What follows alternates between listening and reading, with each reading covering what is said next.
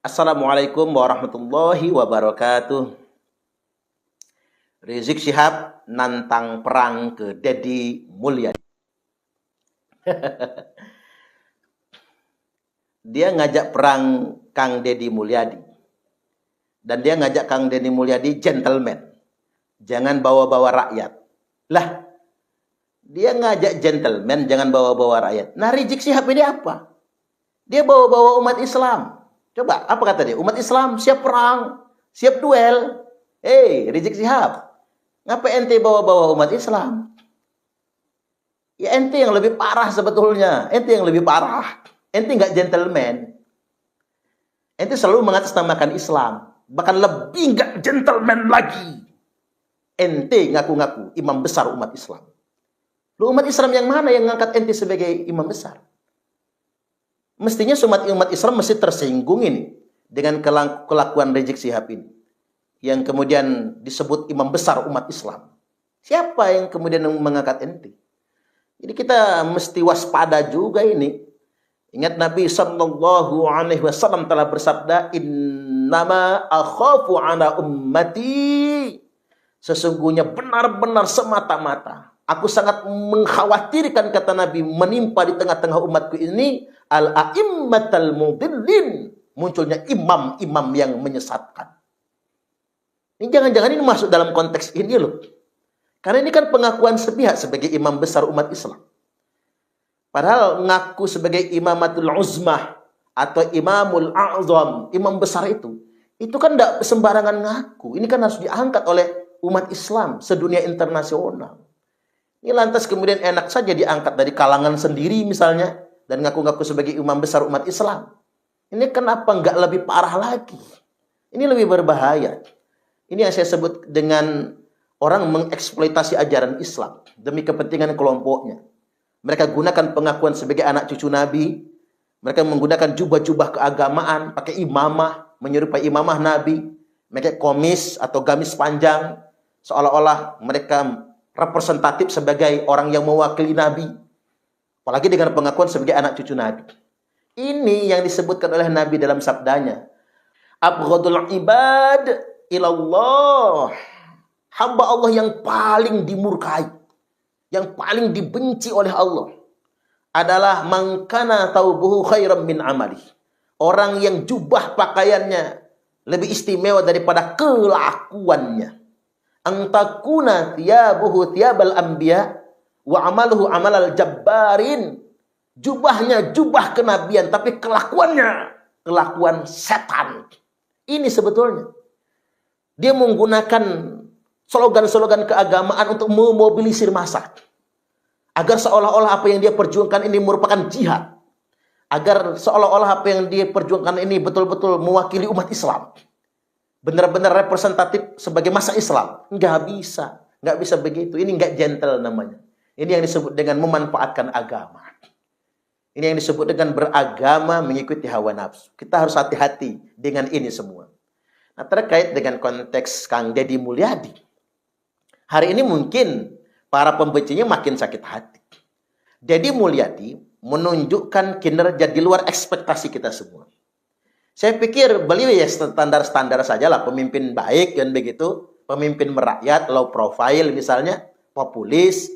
Tapi ternyata kinerjanya baru beberapa hari saja menjabat gubernur Jawa Barat, ada semacam terobosan-terobosan yang mengagetkan kita semua, yang kita jadi paham, oh ini toh pemimpin yang sesungguhnya itu, yang betul-betul bekerja buat rakyat. Hari ini bukan cuma rakyat Jawa Barat loh, bahkan masyarakat yang di luar Jawa Barat, Jawa, Sumatera, Kalimantan, bahkan sampai ke Papua, mengapresiasi cara kerja Gubernur Deddy Mulyadi. Kita semua senang. Di satu sisi beliau memahami tugasnya sebagai seorang kepala daerah, dan beliau betul-betul mengedepankan kepentingan rakyat tanpa harus melanggar undang-undang. Jadi sosok beliau ini menurut saya orang yang bisa bekerja. Orang yang bisa bekerja dalam konteks bisa mengeksekusi visi dan misi beliau. Jadi tidak cuma mengambang, bukan cuma slogan membela kepentingan rakyat, tapi betul-betul dieksekusi secara nyata dalam kebijakan langsung tanpa harus melanggar undang-undang. Ini kan keren sebetulnya. Dan banyak ide-ide brilian yang lainnya yang mungkin mesti dicontoh oleh kepala daerah yang lainnya. Kemudian yang berikutnya, beliau juga mengakomodir kearifan lokal. Kearifan lokal, tradisi Sunda, tradisi Jawa Barat, tradisi leluhur mereka, nilai-nilai tradisional yang oleh sebagian orang dikafir-kafirkan, dimusyrik-musyrikkan, dibid'ah-bid'ahkan, justru dijadikan nilai-nilai luhur kearifan lokal. Ini kan keren. Jadi Islam itu tidak harus kemudian menghukumi tradisi. Menurut saya Kang Deddy Mulyadi ini betul-betul mampu memadukan antara nilai-nilai keislaman dengan kearifan lokal. Tidak pernah membenturkan antara agama dengan budaya. Nah, dan ini keren. Pemimpin harus begitu. Karena kita nggak bisa menutup mata juga. Ada loh pemimpin-pemimpin yang seolah-olah Islami kan begitu ya. Membentur-benturkan nilai agama dengan nilai kearifan lokal. Bahkan ada di Jawa Barat juga seorang bupati yang nyegel gereja. Kok bisa ada kepala daerah nyegel gereja? Dia bukannya kemudian menyediakan fasilitas terhadap umat beragama untuk beribadah dengan baik, malah dia nyegel gitu loh. Padahal yang namanya pemimpin itu kan milik semua agama. Umat Islam, umat Nasrani, Katolik, Kristen, Hindu, Buddha, Konghucu. Yang mesti difasilitasi semua. Mereka nyaman dalam beribadah. Bukan malahan menyegel dengan alasan ini, itu, dan lain sebagainya. Dan justru Kang Deddy Mulyadi muncul sebagai pemimpin yang betul-betul pemimpinnya rakyat Jawa Barat. Apapun agamanya, apapun sukunya. Dan betul-betul menghargai budaya, sekaligus juga menjunjung tinggi nilai-nilai spiritualitas keagamaan. Ini kan keren, ini keren.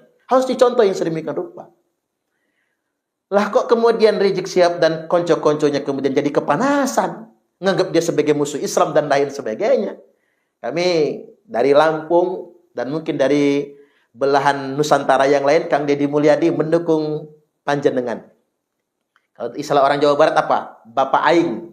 Bapak Aing. Jadi sudah ada terminologi baru buat Kang Deddy Mulyadi. Bapak Aing. Jadi beliau selain bapaknya orang Jawa Barat, beliau juga menjadi inspirasi bagi rakyat se-Nusantara.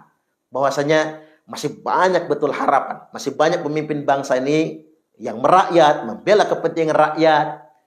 Tidak gimmick gitu loh. Merakyat itu gak gimmick. Kan ada sih yang merakyat itu gimmick gitu. Setelah menang lupa sama rakyat. Nah kalau beliau itu tidak. Justru begitu beliau menang, dilantik sebagai gubernur, beliau tidak bisa tidur nyenyak lagi. Langsung start. Bagaimana menunjukkan betul membela kepentingan rakyat Jawa Barat. Nah ini keren. Bisa dicontoh loh oleh semua pihak sebetulnya.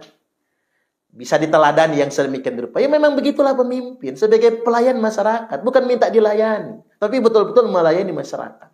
Antara ketegasan dan kebijaksanaan sejalan. Antara kepedulian sosial dengan taat terhadap aturan undang-undang. Itu mesti dipadukan sedemikian rupa. Dan ini representatif pada Kang Deddy Mulyadi.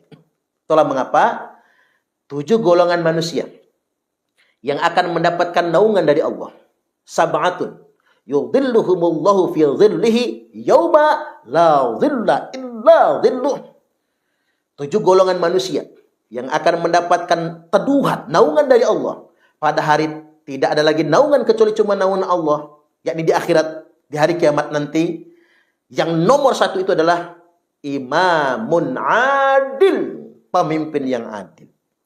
Imamun adil itu adalah orang yang bekerja sesuai dengan peran dan kekuasaan yang diberikan kepadanya. Kita jangan salah loh. Ada orang yang membangun cerita begini, oh pemimpin yang adil itu adalah, ya kalau di rumah bisa istrinya soleha, anak-anaknya baik semua, rukun di rumah. Itu mah kepala rumah tangga. Bukan pemimpin dalam konteks gubernur atau presiden.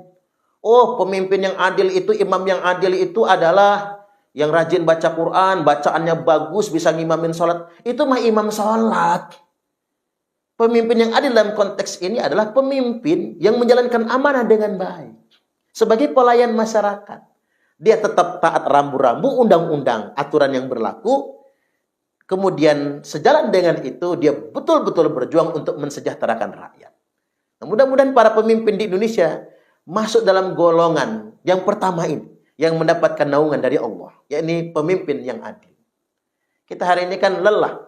Negara kita ini korupsinya bukannya tambah berkurang, Tambah gede aja. Ada aja temuan. Itu yang ketemu. Gimana dengan yang tidak ketemu? Kita negara yang kaya. Mestinya kita semua sejahtera. Dengan sumber daya alam yang ada ini, mestinya negara kita negara sejahtera. Tapi mengapa kita masih sangat miskin? Bahkan upah minimum di negara kita terendah nomor 6 sedunia internasional. Melarat dong kita. Ini negara melarat kita ini. Belum lagi diukur dari income per kapita. Kita negara miskin sebetulnya. Padahal pada kenyataannya kita semua kaya. Kita punya batu bara, kita punya emas, punya timah, punya minyak bumi. Punya semuanya. Lah Singapura saja negara kecil seuprit. Yang sawah sejengkal aja nggak punya, harga beras di sana lebih murah. Di sana orang yang kena PHK diberikan jaminan sosial gaji per bulan 72 juta di Singapura.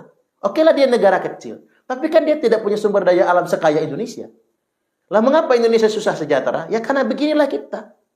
Negara yang korupsinya karut marut, orangnya gila kekuasaan semua. Begitu berkuasa dia lupa untuk mensejahterakan rakyat. Ini yang terjadi di negeri kita ini. Kita mesti berikan peringatan kepada para pemimpin. Jangan pernah khianati rakyat. Berjuanglah untuk rakyat. Nggak rugi kok. Hidup di dunianya berkah. Di akhiratnya juga bahagia. Jangan dikira kemudian hukum dunia yang bisa kita beli. Kemudian akhirat kita bebas. Nggak bisa begitu. Peradilan dunia mungkin bisa dibeli. Bisa dinegosiasi. Bisa dilobi-lobi. Tapi ingat. Peradilan di hadapan Allah tak bisa dinegosiasi. Dan tak bisa dilobi-lobi. Coba kita dengar nasihat berikut ini.